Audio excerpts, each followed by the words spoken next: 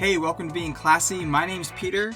In this video, I want to show you how to delete an extra blank page in Microsoft Word. Now, I'm using Microsoft Word 365 on a MacBook computer. If you're using a different operating system, an older version, or a free online version, the buttons and ribbons might look a little different, but the process is the same. So let's jump in. As you can see in my Microsoft Word document, over on the left-hand side, I have my navigation panel. And at the bottom of this little paper, I have two pages that appear to be blank, and I can't seem to get rid of them. Although these two pages appear to be blank, there's actually non-printing characters showing on this page.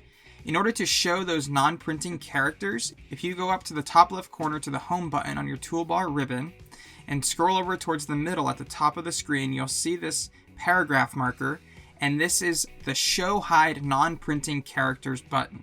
If you click this button on, you'll see on this fourth page, I have this return here, and if I highlight that and delete it, I can then delete that page.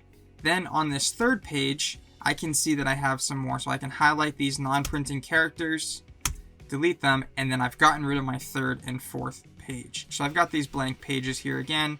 You can see these non-printing characters. On a MacBook, another easy way that you can turn on or off showing these non-printing characters is just a simple command, the command button with the number 8. So you'll see if I do command 8, it turns off the show hide non-printing characters, and command 8, it turns back on. If you're using Windows, the command should be Control-Shift-8. And again, once you delete those non-printing characters, you will get rid of those extra pages that don't seem to go away. I hope this video was helpful in showing you how to delete extra pages in Microsoft Word. If this video was helpful, please give it a big thumbs up, share it out with anyone else who might find it beneficial, and don't forget to subscribe to our channel to stay up to date with all of our tech tips. I'll see you in the next video.